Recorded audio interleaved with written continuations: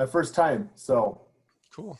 Cool. I told Scott I was kind of interested in doing it just to see what it's like, because I'd like to know kind of what our freshmen are, getting exposed to and all that kind of stuff. So Cool. Cool. Yeah, we indoctrinate them, all sorts of stuff you'll see very soon. Teresa, are you teaching STU101 again? Well, I'm hopeful. It's an online class. Are we allowed to add a Web Live component for students, try and find a time for our students to come that way? Unless it was scheduled with that, then no, unfortunately. Okay. Because yeah, students, that's the only go ahead. thing I was frustrated about is I was supposed to have a face-to-face and it got switched to online, and like I never even got asked if I wanted to do at least a web live, or you know what I mean. I know. I think that was a decision that Scott made, and now that it's out there, I don't think it can be undone, because we have to assume that students signed up for this based on their schedule, which is sad, because I think this course more than any, in fact, when this course started, Mark Shelley was kind of the person behind it, and he didn't want any of these courses to be taught online, totally asynchronously. So now that we're all online, it'd be great if we could have some synchronous Zoom meetings or something. And I think if you just meet up with your students and say, hey, I want to, this course was originally scheduled, like mine was Monday, Wednesdays from 2 to 2:50. And I'm going to say, hey guys, I'm going to at least do Mondays from 2 to 2:50. I'll be available if you want to chat, and I'll run through some of these things so you don't have to watch all these video lectures. I think that's fine. However, you can't make it a required element of the course. We have to assume that they might not be able to make that time frame. So, the thing I was thinking that was great about Zoom is you can record it so that if students can't be there, or maybe just have some open office hours or things like that. Yeah, and I highly recommend, guys, that you make some sort of requirement that first week, because the great majority of these courses are fully in person. I would highly recommend that you make some kind of, especially with this course, because it's about connecting them to Yavapai College, letting them feel a presence, that they're a part of something. Making some sort of required drop into your Zoom office hours to meet each student. I'm going to just create a roster, and I'm going to just check it off when each student comes in. And if there's a student I don't meet, I'll contact them and say, hey, I haven't met you yet. I want to talk to you in person, at least at the beginning of the semester, maybe even at midterm level as well, which is for this course 4 weeks in. This is an 8-week course. One of the things I started doing for my hybrid and onlines, the roster phone numbers aren't always accurate. So I make all my students for hybrid and online do a syllabus quiz. But one of the things I do in there is I create a little question for phone numbers, because, it's nice to be able to have an accurate phone number. And a lot of times, especially freshmen, when they enroll, it's their mom and dad's cell or their old cell or a house phone or something. And you go to try to call it weeks later and it's disconnected or it's not accurate. Yeah. That way you can reach out to them. So that's a great idea. I think that's a phenomenal idea. Yeah, because when you try and reach out to them through a system they don't understand yet, we try and reach them through the system we have, which is email, and they don't know how to use their email yet because they're, just starting out. So that's a really good idea. They do well. They do very well with text. Yeah, so I highly recommend that you set up something where you can meet them in person, and that's a great time to get some of that info. Or you could do it in a syllabus quiz, or all sorts of different ways, a quick Google form that they fill out on the first day, whatever. We'll talk about the navigation in a second of the course, but I want to kind of talk about the purpose of the course. I look at STU101 as like the vehicle of Yavapai College. If you're at the high schools, they use English because everyone has to take English, and usually English is separated out in grade levels. So if the high schools have something they want to get out, a message to get out, they do it in the English class, right? Here is freshman English, right? And then they send their freshman messages that way. if there's a culture that we want to portray or to disseminate to Yavapai College students, which we have, right? That they belong here, that there's resources to help them. We know their names, we care about them, we want them to get through this, right? All of those messages that our administrators tell us, retention is the new recruitment, each student is important. All those things are true. And we get those messages out in this course, right? Every freshman in the Promise program takes this course. At least they're supposed to. There might be some exceptions, but the Promise program is our biggest recruiter. They take this course, and we're going to talk about, do they need this course? There are some students that will get just a couple of little things out of this course. They're already amazing, and they're university bound or whatever. I would say that is the exception to the rule rather than the rule. And if that's the case, if they stay the course, they will get something out of the course, not tons that they didn't already know, but they'll get some. And if nothing else, they'll make connections with other students and with professors. And that's huge in and of itself. There are a lot of students, I would say the great majority, that actually get the tools they need to make it in this course. And if it weren't for this course, they wouldn't make it. And there are certain students that don't even make it through this course. This course should be an A+++, and they don't even make it through this course because they're just at a level where they're just not ready yet, maybe for higher ed, or they're not even sure this is what they want to do. And that's okay. Maybe that's how they learn that what they do want to do eventually. And they come back to us or whatever. We all know we have a lot of those. So the course focuses in on what is higher ed? How does it differ from the education they've received in the past? Many homeschool students, some high school many high school students, some GED students, right? It gives them college resources. Here's everything that is available to you at the college. It teaches them time management, goal setting. These are the course contents. Learning strategies, helps them with note-taking, reading strategies, test-taking strategies, learning strategies, helps them be a better learner, helps them keep up those not intelligent aspects, but emotional intelligent aspects. How do you stay motivated? How do you stay self-disciplined? How do you manage your time? How do you manage your health? How do you manage your emotions? Just that grit piece, all of those, it tries to help students realize there's a lot more to being successful than just having a 1500 on your SAT. If you don't have that, you can still be successful. In fact, many, many, many people are successful in life with their definition of success that don't have really high intelligence, but they make up for it in other ways, all right? So we also talk about a big piece is careers.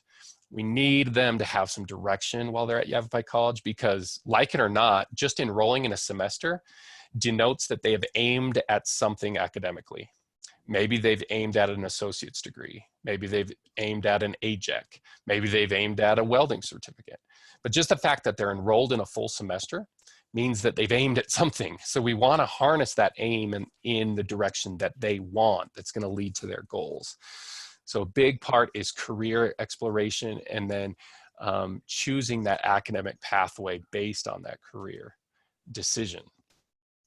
And then also we just want to get them, again, college resources, get them connecting. We find that the students that drop, which we saw in that first session, are so many students drop in that first semester or the second semester. And why? It's typically because they're either not successful, they feel like, I can't get through college, it's too hard, I don't have what it takes, or it's because they don't feel connected to anything. And we got to combat that more than ever now with COVID, because online is an isolating venture if we let it be. And so we have to do things to bring ourselves into that online environment.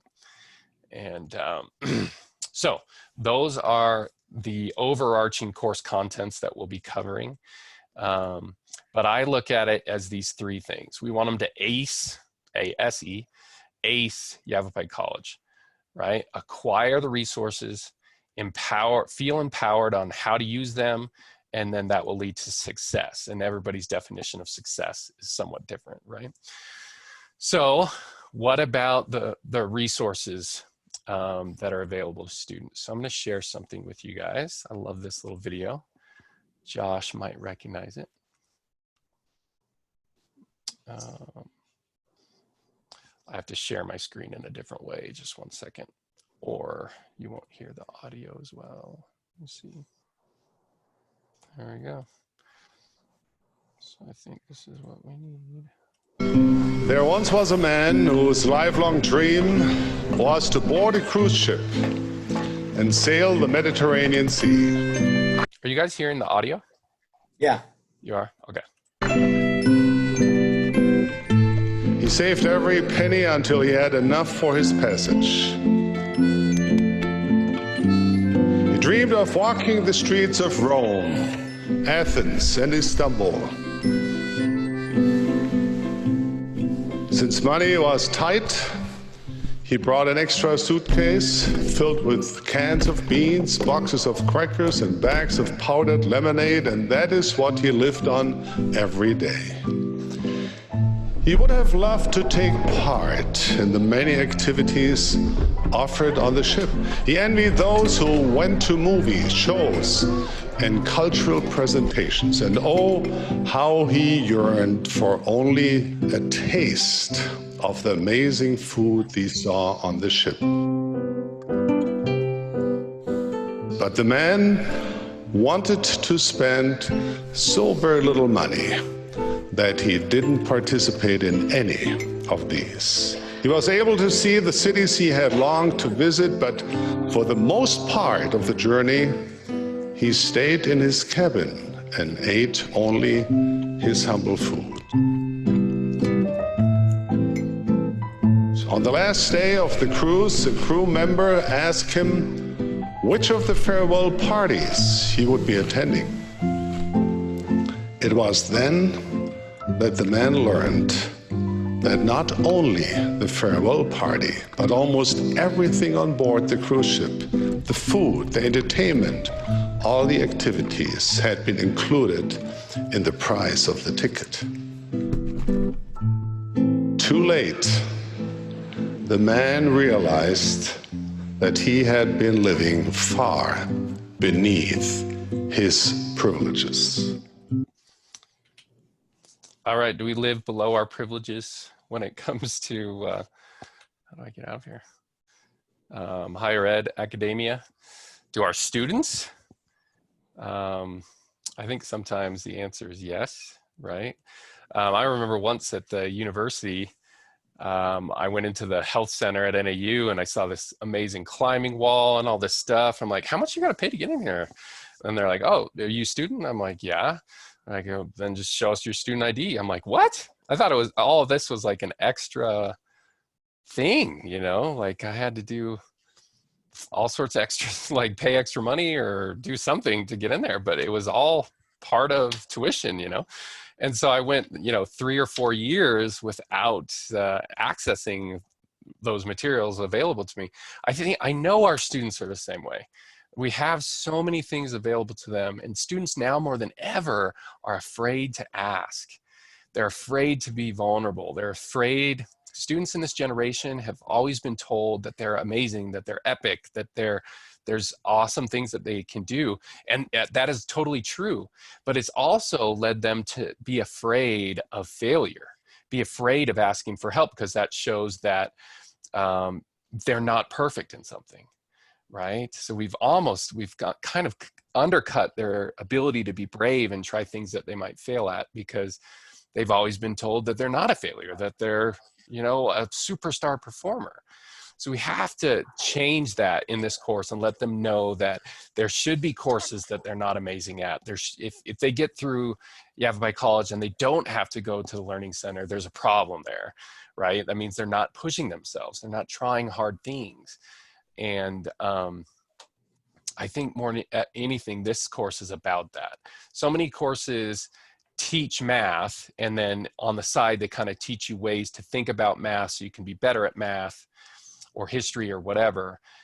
This course, the whole objective is that metacognition. Like, that's one of our major learning outcomes.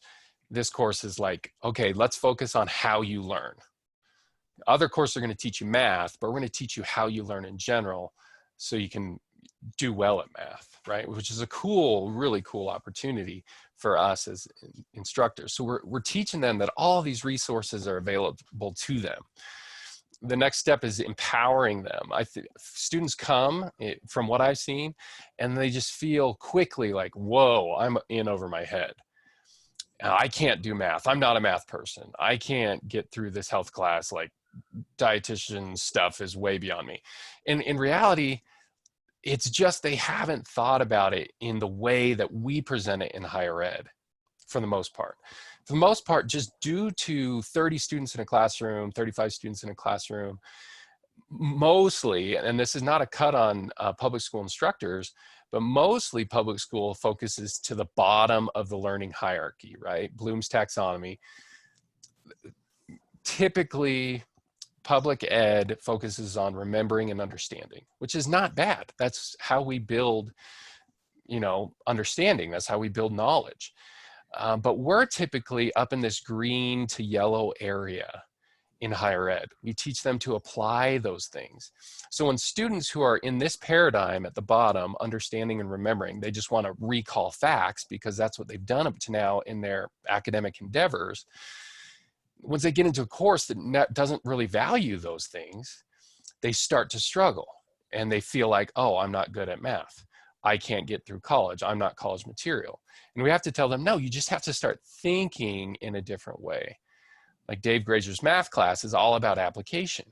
You're constantly applying and analyzing things instead of just, recalling some facts. Here's a formula, plug it in, right?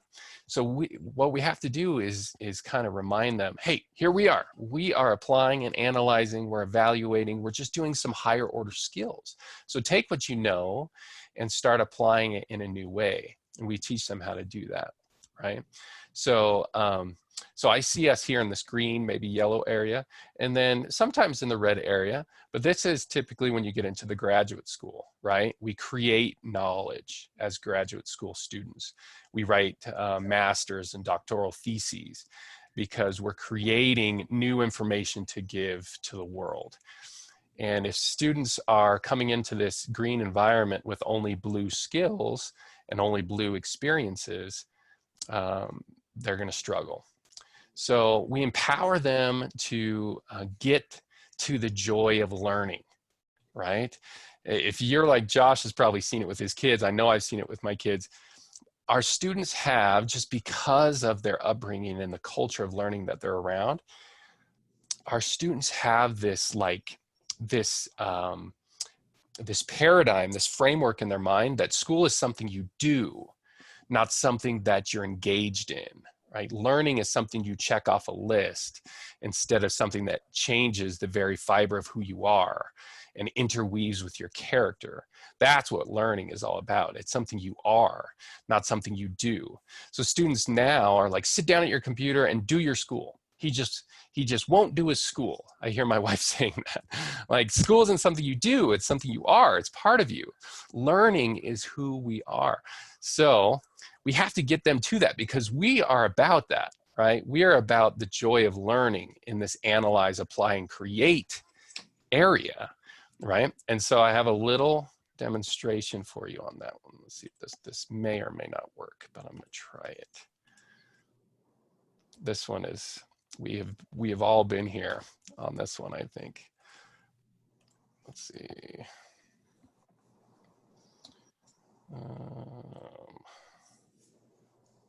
And how's this gonna work? Okay, hang on. I'm just not a Zoom expert here, but I'm trying. Okay. Good, Jenny. Good. Can you hear the audio? Yeah. You can? Okay, here we go. Now, let's get started on the recital piece. Here it is. Look at it carefully. Take it slowly.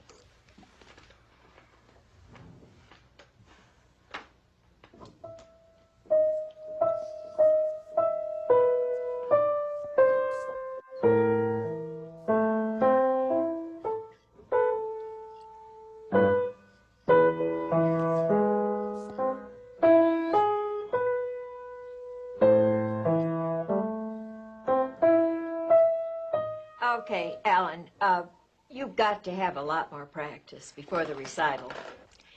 This is a tape of your number. Try listening to this as your practice. This is the way it's supposed to sound.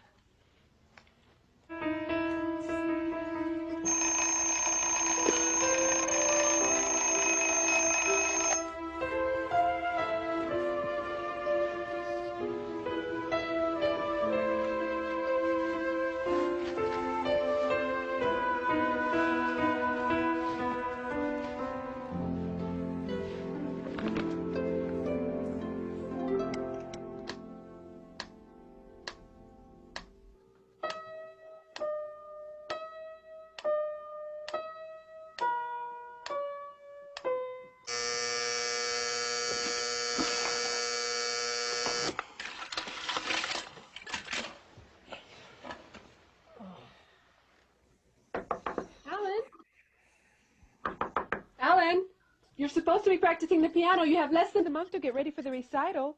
I don't want to be in that stupid recital. You're not getting out of it, young man. You agreed to this when you started lessons, so get up and get practicing. Don't worry about it, Mom. I'll do it after school.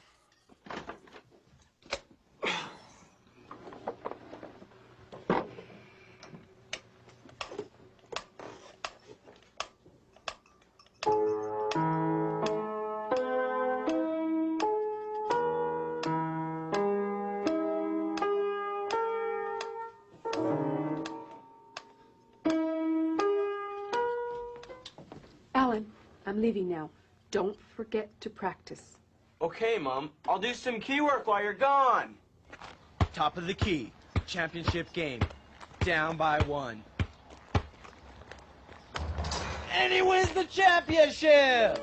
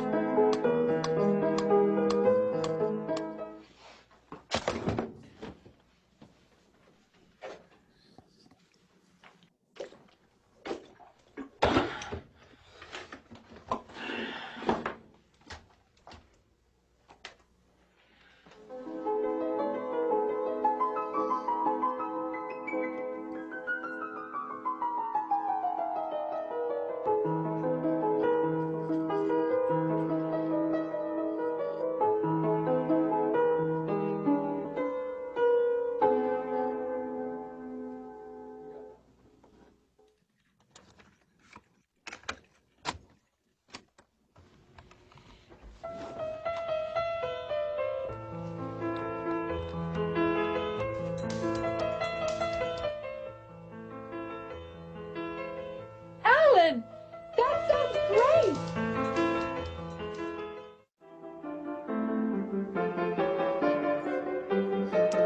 Recital day. Ready? Not really. How about you? Yeah, Where's your music? I got it memorized. Wow, how long did that take? About an hour a day for the last month.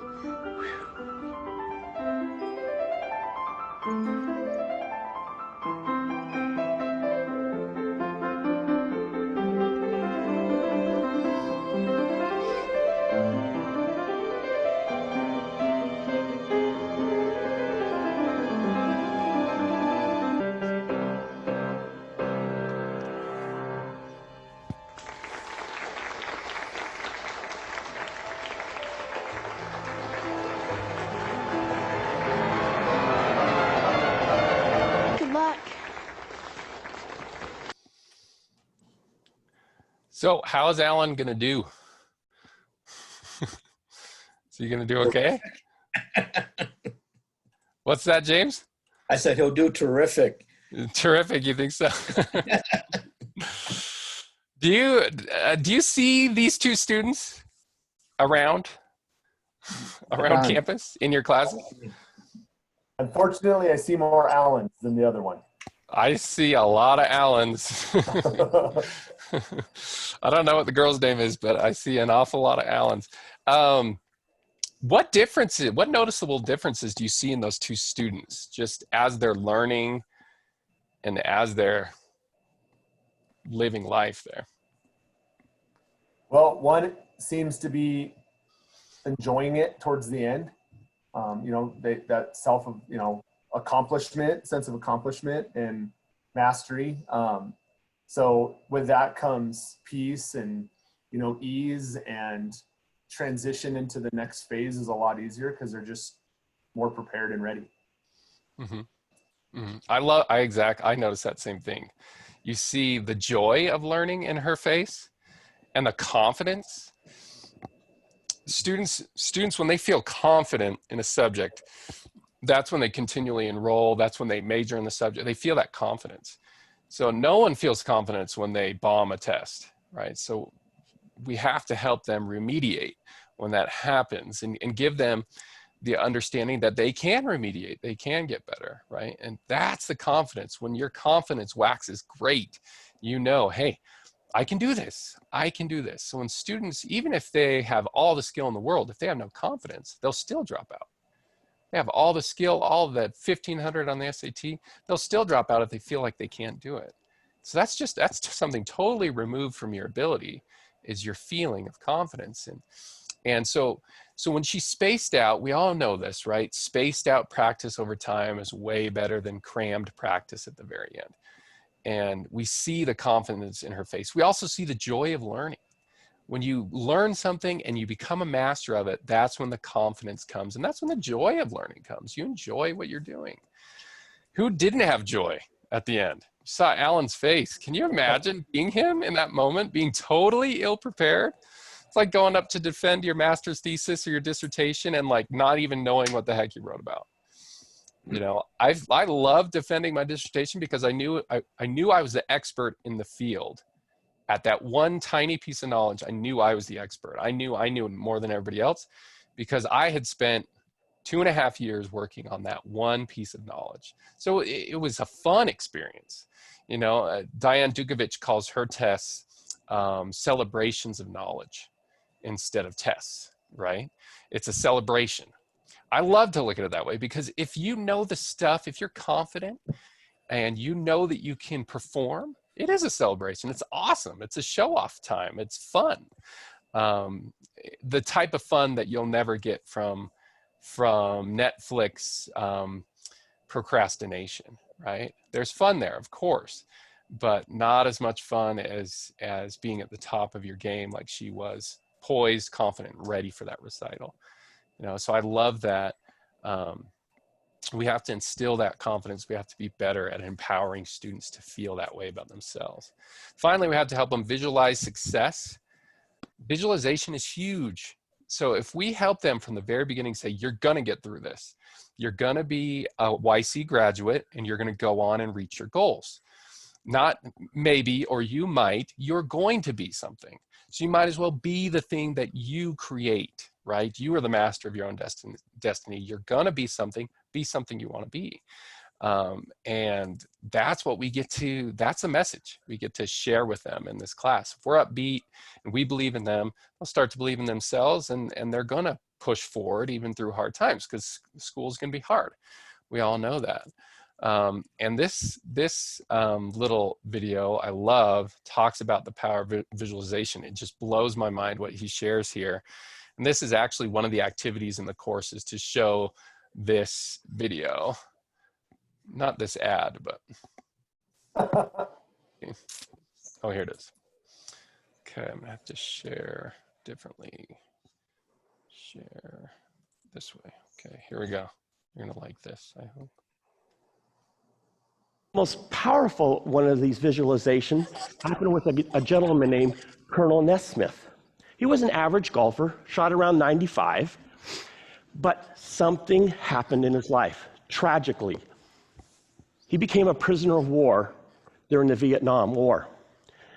He was a prisoner for 7.5 years in a solitary confinement of a cell no more than 5 feet by 5 feet by 5 feet. What would you do if you were in that situation? Well, he didn't want to give up hope. He wanted to overcome this. So what he did is he actually played golf. He didn't think about golf. He was actually playing golf. He visualized it. So what he would do for 4 hours is play his golf course back home. He would put a tee in the ground. He would hit it, watch it go down the fairway, put the club back into the bag, and start walking down the fairway. He would hear the birds. He would hear the clippers of the mowers. He would feel the wind on the end of it on his back, and he would keep on walking along. He would come up to his ball, and he would repeat it again, and he would feel the club in his hands. At the end of 7.5 years, he was finally released, but he did this every day. Now remember, I said that he had a shot around a 95. That was his handicap, or his strokes. What do you think he did when he came back after not touching a club for 7.5 years? You would think he would at least shoot a 95, but probably higher. The amazing thing is, he shot a 75, 20 strokes less than what he did by just doing visualization. This is a more powerful tool that we can use in our daily lives. If you're a sales rep, visualize your sales presentation. If you're going to a job interview, visualize what is going to happen in the job interview. How many of you want to lose weight? A lot of us want to lose weight. Visualize what you're going to look like when you lose your weight. Put on the dress. See yourself in the mirror. Eat the food that you need to do. Because when you come back, you've already created an imprint of what success is going to look like for you. Jack Nicklaus. All right, so we'll go to that point. Isn't that amazing? That just blows my mind that he was able to actually cut off 20 strokes and never play a round of golf. It was all just visualized golf that he played. Blows my mind. So if students, the power of the mind is so strong, visualization is so powerful. All these professional athletes, Kobe Bryant was huge at this, visualizing what he wanted, what he was going to do out there on the court, and then going out and do it. It's like creating it first in your mind and then making it happen in actuality. Students need to know that they can visualize success and go for it. Create their own little vision board. What is it that I want? I'm going to go for it, right? So that's our purpose here. It's like a pep talk course. It's helping them say, hey, YC is awesome. I'm a part of it. I'm here and I want to get something out of it. I don't want them to just do YC. I want them to like let YC become a part of them, right? Be the waters they swim in. They can get through higher ed. They're in the right place. No matter where they come from, they're in the right place. And we help them with that, okay? So let's talk about first, how is the course navigated? Here it is. So is this the course? This is the course. So I'm actually going to take you guys down to, let's go to module 3. All the modules are very similar, but let's just go further into the course. You can see basically how it works on the day-to-day. There's an introduction to the module talking about the learning outcomes for that module. In this case, module 3 is about student success tools, okay? Study techniques, technology skills that are going to help them, but mostly it's about those learning strategies, study techniques, note-taking, reading techniques, test-taking strategies, that sort of thing. Okay, so they have a couple of things to do first. Okay, in the first category, they want to watch the introduction or read through the introduction. And then first, they have a textbook section to read. These are just a few pages in a textbook that we, instructors at Yavapai College and staff members have created, right? So this is a free textbook. It's digital. I have in the past, I don't know how this is going to work now with COVID, but I have in the past just printed this off in in printing services and given them a copy of the textbook. I don't know if that's still going to be available, but there is a link that they click on and they pull up a digital version of the textbook. Then they watch a lecture, or you can, you know, record your own lecture, whatever you want to do, but there's a lecture that's based on this reading material. And then there's an activity for them to do. See an advisor. Okay, so that's the first thing that they should do. They should sign up to see an advisor. I actually tell them this early in the course. All of you as a part of this course have to plan out your next semester and subsequent semesters at Yavapai. So I actually tell them in the first week of the course, get on an advisor calendar. Because if everyone tries to sign up for an advisor in the third week of this course, they get overwhelmed. So I always tell them early on. So this is actually an activity that can be ongoing, doesn't have to be completed in this, you know, third week of class. And then there's a discussion board because it's all online. So you'll be able to interact with your students based on a discussion board that's around this topic. Then after they do those beginning anticipatory set sort of things to get them moving towards understanding, there's a quiz to test their knowledge. Okay. The quiz, as I have it set up to the default, can be taken as many times as they want. They have to get a perfect score to move on, though. There's adaptive release functionality for this course. So in order to see other things, they have to complete the topic at hand to a minimum mastery level.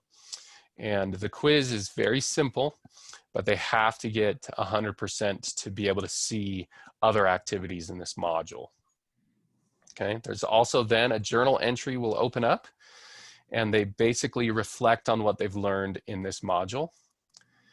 And if they do the quiz and then the journal entry, they have what's called expansion activities. These will open up only after they've completed the quiz and journal activity. Okay, these expansion activities are just that. They delve deeper into the topic. Okay, so in order to get an A, they have to complete a number over half of the expansion activities. So this gives them some leeway to have some choice in the activities that they'll engage in and the learning that they'll undertake. But in order to get an A, they have to do a little over half of the expansion activities. If they want a B, they can just do the basic activities that are required. Okay, but in order to get an A, they have to do about half of the expansion activities. Okay, here where it says materials for instructor, don't publish from here down. It's this right here is just stuff that's for basically the in-person classes, but you might pull from these and create your own little activities for them to do. I'm going to click on it so you can see kind of the things that are in here. There's just a whole bunch of different videos, activities that are related to this topic that you might want to pull out and share with students specifically. You might want to create a video for them to see. All sorts of things are in here. There's a little library tour that's online, tutorials that the librarians have given us. There's discussions about the deleterious effects of technology, the good uses of technology. There's tech readiness course link here. If students feel like, oh, I need more technology skill to be, you know, to navigate higher ed, then you can link to that if you want. This is just extra things that you can pull out. These are the things when I taught in person that I would pull out and do as a class more than anything. Okay. Also, if the writers read information is here, and what we've done in the past is funnel writers read activities through this course. So the new book is called There by Tommy Orange, and that's going to be ready soon. Hopefully I have to create the activities around that. But it's basically, there's just, for every module, there's some activities about the Writer's Read book. You might not publish those. You might not require those of your students. You might go ahead and require those of your students. Those are here for you if you'd like them. Also, there's this, I'll get to that question in just one second. I want to finish this thought though.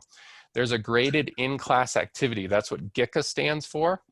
Now, that should be unpublished for you when you import the course, because we're not in class. But I found that the graded in-class activities, when I made those required, they got students coming to class. Students learned quickly that everything was charted through Canvas, and they'd stop coming to class and just kind of work in Canvas. And the connections that we need them to make were in person. And so you might make these graded in-class activities something that you want to require and go ahead and publish those. You might not, it's up to you. But they're always just fun little activities that you can do in class to get them thinking about the topic of the module. And they're really just something to get them coming to class. But you may or may not publish those based on, you know, next semester we're all going to be online. I think Teresa had a question. Yeah, I was just wondering if you knew if they had chosen a new common read for fall yet. Have you heard?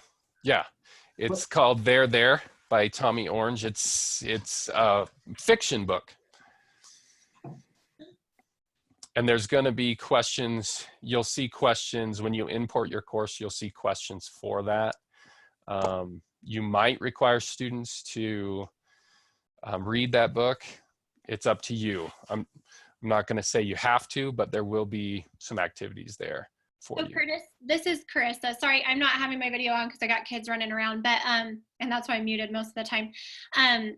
With that book, if we do want to include that as part of the course, will we need to let the bookstore know? Or is this still considered a no textbook course? Yeah, if you want them to read that book, you need to let the bookstore know. Okay. Yeah. I haven't read it yet, but I have it on hold, so I'm hoping I'll be able to read it soon. Yeah, I think it's going to be a mad scramble. We're super late because of COVID. I'm on that committee for that book. And last time at this time, all of you had copies of the book for yourself to read. And most of you had free copies for your students. And we don't have that this semester. Okay. I don't know if that's coming. So I would say, yeah, if you really want to do the book, I would read it as soon as you can. It's a really quick read, really quick. It's told in this really interesting style, and it's fiction. It goes super fast.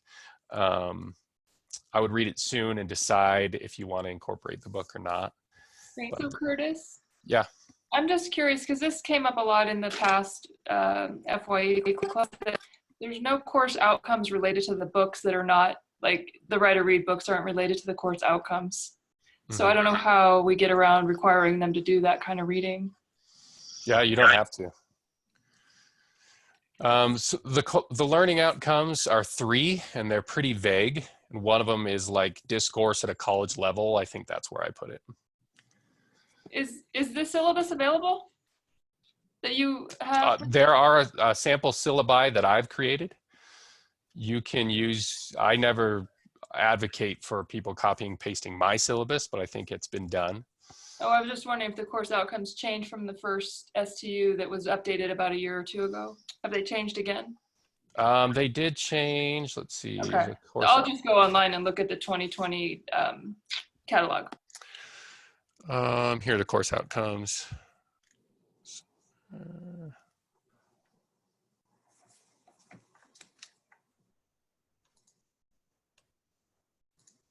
These 3. Are those paraphrased? Nope, I don't think so. So well, they might be actually, yeah. Broken down for students. This is for student size.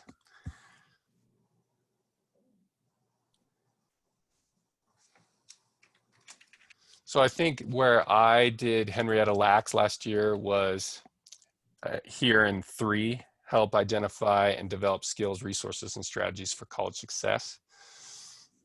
And one of the skills was critical inquiry around reading selections. You know, they're vague enough where you could use the Writer's Read book. You don't have to. It's another thing with this course that everyone on campus wants this course to have something that they're excited about at Yavapai to be in this course. And it's 1 credit. And the criticism that we've got in the past is we love the course, but there's too much in it for 1 credit class. It's just too much going on. And so we've tried to pare it back significantly. And I think we've been okay at doing that. But every time there's a new initiative, people want to funnel it through this cultural vehicle of Yavapai College. And that's what happens. So I want to show you guys really quick the student view, what students see when they come into the course. Okay, so you'll see how the adaptive release of Canvas functions.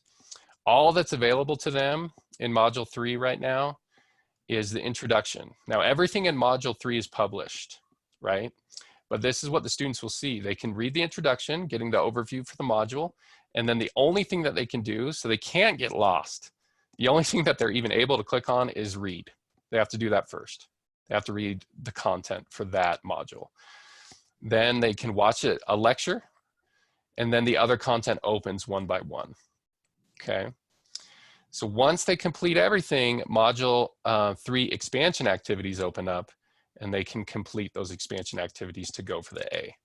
So you have to encourage students. I am so surprised by this, but you really have to encourage students. You're an A student. Get an A in this course. It is not difficult. They should get 4 points on their grade point average for this course, right? I mean, I can't tell you how few students even went for an A. I had 0 A's in my fall course last year, 0. And there were some able students, and only like 4 of them completed any expansion activities at all.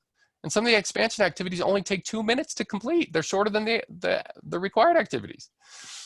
So it blew me away. I just thought, you know, as we all do, we're all high achieving instructors.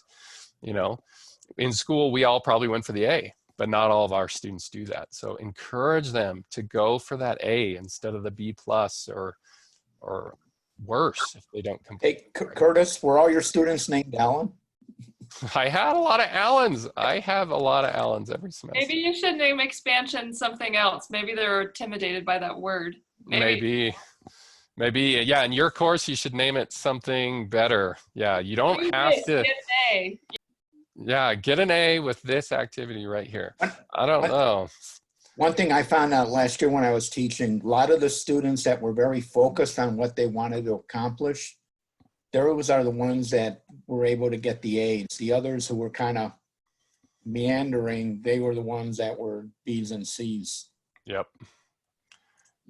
And that's what this course is about. We're going to try, I hope we're going to try something with IR, and we're going to track, you know, you'll find out really quick as instructors, who are those students that are really skilled and motivated and have direction, and who are the ones that aren't skilled but have some motivation and direction, and vice versa, where they, you know, they're skilled but they don't have any direction. And then there's some students that have neither. You know, they don't have direction and they don't have academic skill. So by categorizing our students, I honestly believe in STU101 we'll be able to retain more and funnel them through STU101 into different levels of advising, high touch advising, mid touch to low touch advising. But that's something for the future, hopefully, that we'll start to do. I'm going to show you really quick how to grade in this environment. If you've never used the speed grader, it's muy importante. Oh, wait. So here is like your gradebook, right? So I'm going to go to,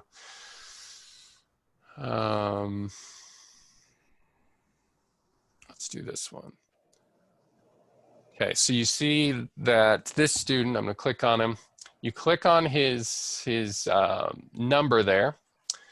Well, if he's done something, you'll see a little icon next to his name. I'm going to click on the little arrow. And in the right-hand side, it might be covered by your video box on the right-hand side. So you might have to minimize that video box. But what you want to click on is Speed Grader. Okay, if you've never used the Speed Grader, this is going to save you tons of time. The Speed Grader pulls up each student and then their work, what they've done. Okay. So here in the speed grader, you can see the student's work here on the screen. And it asks him to tell about what physical activity he's involved in to stay healthy. That's part of the learning outcomes, the personal management, staying healthy in college, right? So you get to see the rubric, you get to see the description, okay, of the rubric. And then basically it's, this course is set up to be mastery, right? So either they met the minimum expectations or they did not. They're missing something, okay? Maybe the writing wasn't using rich detail. Maybe the college level grammar conventions weren't used. Maybe college level vocabulary was not used. Maybe inappropriate vocabulary was used. I had a student that just shared all this inappropriate stuff. I'm like, this is a college paper. You know, this is an introductory course, but you don't share, you know, scatological humor and things. I mean, it was just ridiculous. But anyway, so you just click on it and that awards them the points, right? So if he doesn't get the points, you're gonna click on that, you're gonna click save, then add your comment. Here's what I was hoping that I would get from you. Complete this again, turn it back in, and you can get full points, right? You click submit, and then you move on to the next student, okay? So the speed grader saves you time and energy, and you just go down the line in the column of your gradebook and read through everybody's submissions, okay? So the speed grader is key, absolutely key for you to grade. Grading can take a long time in this course. It's a 1-credit course, so I think that students shouldn't be pulled through the coals and spend more time on this 1-credit class than they do their 5-credit math or science class. And by the same token, you shouldn't be spending exorbitantly more time than a 1-credit class, you know, as far as your load and all the work that you put into it. So I keep my things my comments pretty short, just uplifting, positive, and it takes me just a few minutes to grade. And I think that's fair for everyone. That's how it's done. Okay, so just use that speed grader, absolutely key. Okay.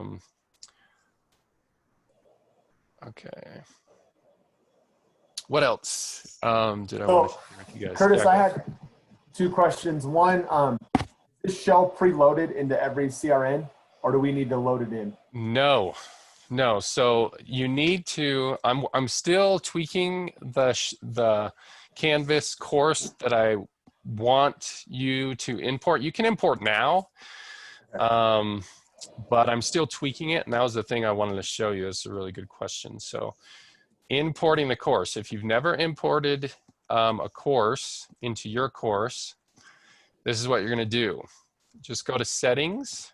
It's actually easier when you first have a brand new course, but one way is to go to settings and then import course content right there. And then you have to say copy a Canvas course and then put in the CRN for this course, which I'll send you once it's totally ready for you to import. You can import now. I'm just tweaking a few little things, whatever. But then you just import the whole course should come in. After it's in, it's a lot easier to cut things out than try to import piecemeal. And then, you know, if you import piecemeal and then try to add things, it's a little tricky. So it's a lot better just to import everything that I have and then cut things out and add your own things if you want, right? And then the second question I had for the sequential items, so like you have things that are published, but they have to do them before they get to step, you know, B, C, D. Mm-hmm. You have to click the link and it opens it, or if it's like a video, do they have to watch the entire video? How do those parameters work? Okay, so for reading, they just have to click that, and then they've read it, and then the next thing will open. Right. For the quiz, they have to get 10 out of 10. Okay. So, and it's not difficult. That feature before, yeah.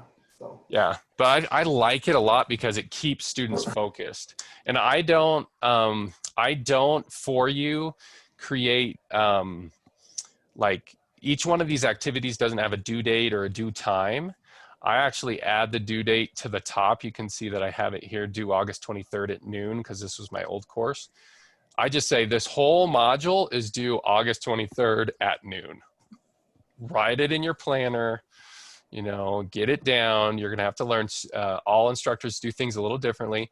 Like Tina Luffman likes to go through, and for each one of these, she puts her own due date on it. That's well, the only awesome. upside to that is in Canvas, the calendar, it'll Yeah. show all that in their calendar. That's the one upside to putting all the due dates in there. Yeah, and I'm thrilled if you want to do that, go for it. But I don't do it for you because I know everybody's a little different there, and I don't do it. That's a level of service that I just do not provide. So I'm just curious then on that same question. So I'm looking at the next, which has, well, discussion has points, right? Discussion is a graded assignment. I'm just looking at each of your module pages, and discussion is that graded? Let me look. Because usually if there's a due date, then you know it's a graded assignment, and then that helps the student just know what actually physically they have to do versus the learning part. So I don't know if it shows if you grade it or not in yours. You know what? I don't think currently, I might have to change that because we're all going to be online. I don't think discussion is graded. In Gradebook? So I'm going to have to put it into the Gradebook. Yeah, I think that's a good thing. Thanks for pointing that out. I didn't even think about that. Yeah, I can see the points on the quiz. So I always tell my students, whatever has points on it, that's actually something you've got to do. What is it called, Curtis? You have to engage? Yeah. Not do. Yeah, you have to. Okay, I'm learning, see? You have to swim in those waters, you know? Yeah, I think that's key. Because I've always taught this in person. This discussion thread is new because we discussed in class and it wasn't graded. But this, I think you're right. I think it should be graded. Yeah, it should be. We'll add it to the graded. So if you look, it's really interesting. You look at the assignments. Let's see. There are just required activities and expansion activities. That's it. So there's two categories. Required activities are worth 85% of the grade. So if they do just the required activities, they get a B+, basically. They got to make up 5% more in expansion activities if they want an A. So they have to do, yeah, they have to do some expansion activities to get an A if they want an A at all. So there you go. Any other quick questions? We're supposed to end really soon. Yeah, real quick. So come fall, we are not going to be face-to-face at all? We are not. Nope. Okay. I wish I could tell you differently. From one of the board meetings that they were thinking opening back up by August for the fall term. Well, I think there's options to have face-to-face, like science. We still have on the books quite a few hybrid courses, but the problem is the STU101, they've been built online and they already have students enrolled in them. So we can't, like, there's nothing that says if they open back up, we couldn't add a face-to-face STU101, but it would have to be added into the calendar. Students would have to enroll. So the sections that we're all assigned right now, they're built as online and we have to run them that way. Okay. Like last year, I had advising come into the classroom and they set up the appointments with the students, like in the second week. So all the students were able to get in and talk with an advisor and have the appointment made by week 2, which worked out great. We probably should reach out because counseling is a big piece of this, and I'm sure they're doing things very differently right now too. It might be a good Curtis in another month or so to set up a Zoom meeting with academic advising and maybe the library and student learner to just see like, hey, what's it gonna look like for the fall as we get closer? Do you guys know they have online advising after the COVID? They did it somehow miraculously. They can make appointments. I am not familiar with the process, so I didn't know if you wanted to do something like that or. Yeah, it's interesting. I asked Lisa Ryan, so that's been the big question, like what have we learned to do after COVID from COVID? You know, we might have learned something from this that maybe we could do more effectively, you know, after we can get in person. And she said, advising. We have been more effective in advising since COVID. We're all like one big advising group, and you know, she just feels that advising has gone better online than it has in person in some ways. In some ways, so she's excited about that. I'm going to end with this. Here we go. You'll like this escalator.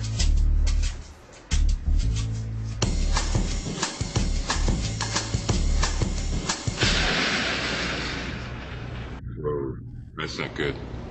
Oh, I don't need this. I'm already late. Somebody will come. Anybody out there? Do you have a phone? No.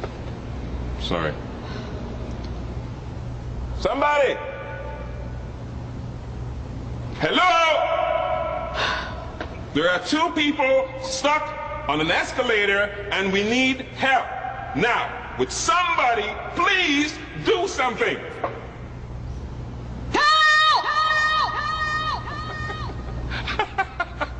I don't believe this. You gotta be kidding me. I'm gonna cry. Well, it's not enough left to do, is it? All right. Sometimes do we feel like we are in this situation? Maybe our students are in this situation. I feel like there's so many resources available to our students, to ourselves sometimes, and we're the victim. Like, oh, how could this elevator stop on us? This is unbelievable. You know, how could this be? And so easily we can help ourselves out if we'll just do it. If we'll just do it. Students have so many resources available to them, and yet often they're like, I am a slave to my circumstances. I'm a victim to what's happened to me. There's nothing I can do. And this course is about empowering them to say, hey, we're all on this escalator. You can walk just as well as I can. And if you walk over to your instructor's office hours and ask for help, things will totally change 100%, 180% from 180 degrees from where you're at right now, right? So I think it's a course that you all are going to be amazing at teaching. I know James already is. He's done it before. So be those instructors that that we need for this course, because our students need us now more than ever. And so that's all I have for you guys. This training session will be available via video to watch asynchronously if you want some help. I'll have more like videos to help you like set up your course and make sure you're importing the right course and everything. So it should be pretty seamless when it's all ready to go. Thank you. All Thanks, right. Curtis. Thanks for Thank you. coming. Hi, Curtis. See you guys later. You're going to do a great job. Have a good day, everyone. Change lives. Thank you, Curtis. When are you teaching it, Frankie? I'm not teaching it. I've just been curious about the course. So I just wanted to see what it had. When you get your master's, you can teach it. I'm one of those guys who wants to see what you can do for the Learning Center. Well, I think the Learning Center needs to come and get to know these STU101 students. Yeah. Well, we're happy to drop in any Zoom. Yep. I guess Actually, it's all Zoom now. Have you heard of the Atomic Habits book?